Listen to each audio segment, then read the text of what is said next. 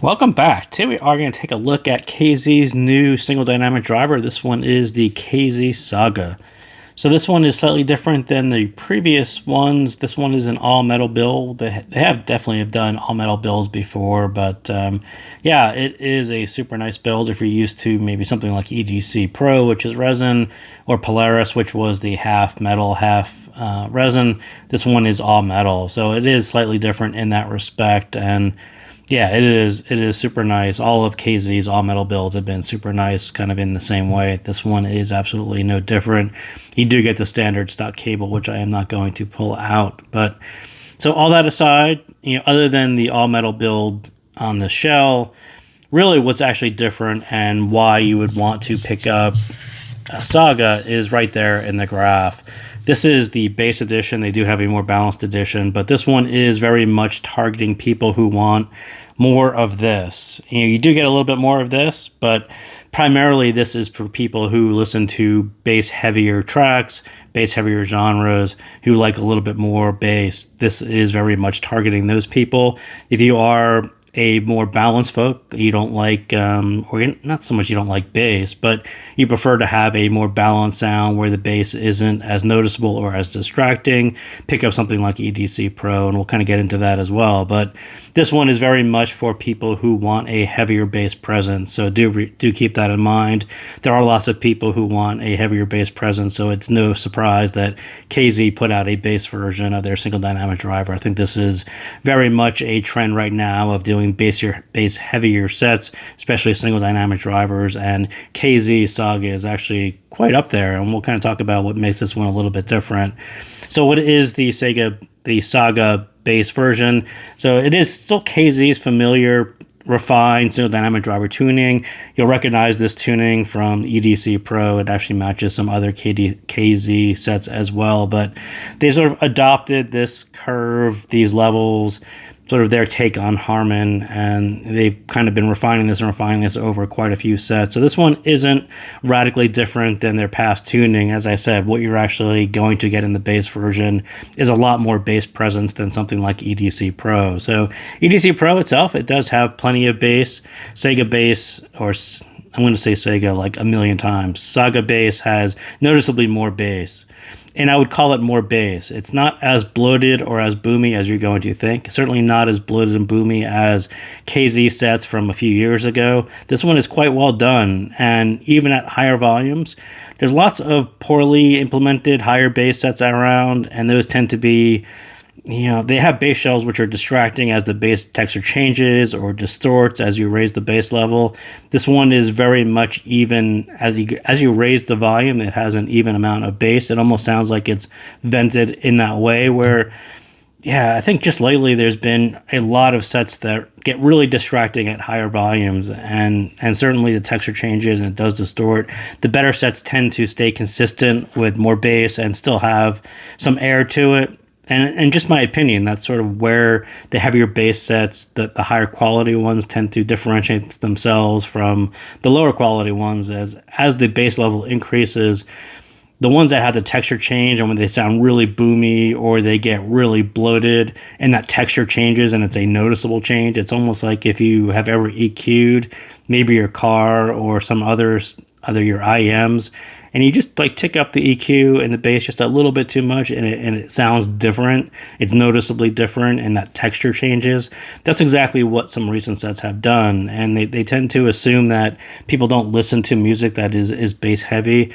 And as I said, this one is pretty much designed for people who listen to heavier bass, and they have this bass shelf that actually doesn't distort as you raise the volume, and it's going to be slightly different from some previous sets, especially if you are into heavier bass tracks.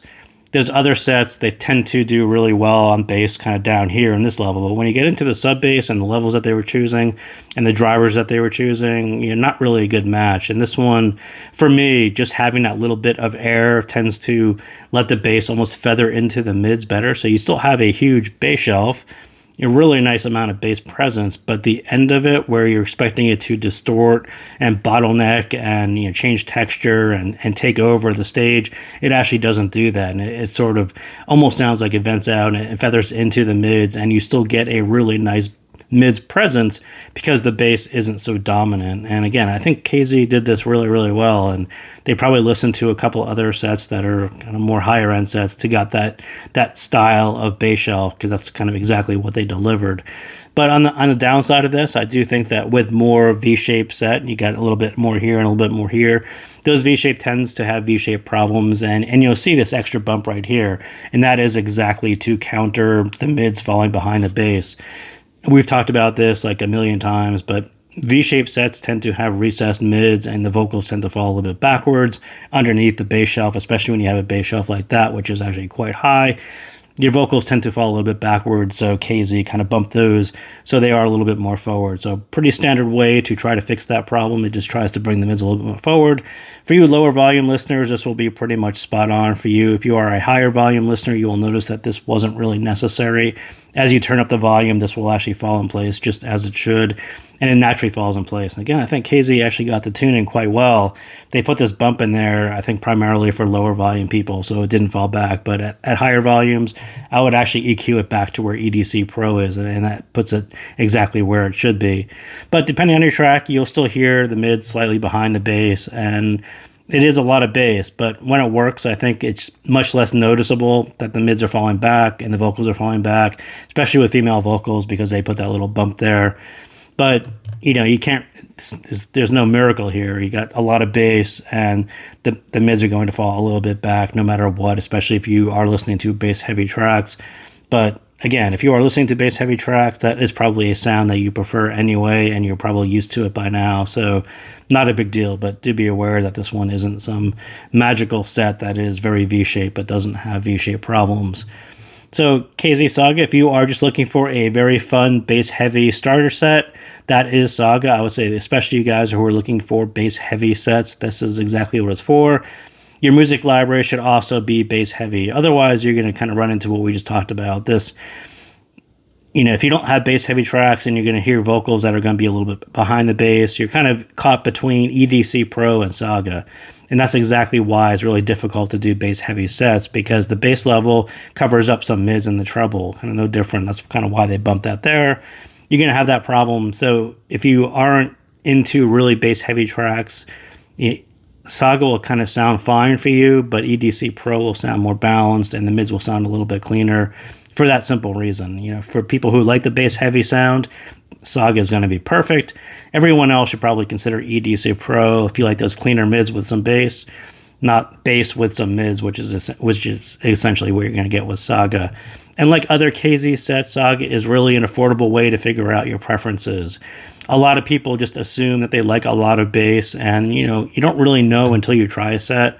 And KZ is giving you a chance to really try that's a pretty high bass shelf. You don't see that all that often, especially at this price point. And this is really an affordable way, and you get a metal shell. It's a really affordable way to really figure out if this is a style that you want to pursue in more expensive sets, or you just want to try it and say, well, I like it, or I don't like it, or maybe I like it and when I'm in a certain mood. I think Saga is a perfect set for that. I think it will help you figure out if you are really a bass head person and want to pursue it, or it's kind of a little bit too much for you and you'll prefer something with a little bit more balance to it. So outside of KZ Saga, a lot of people ask about a lot of different KZ sets, and I always end up with comments, so I will kind of address some of these before you ask. And people always ask, should I buy ZS10 Pro X?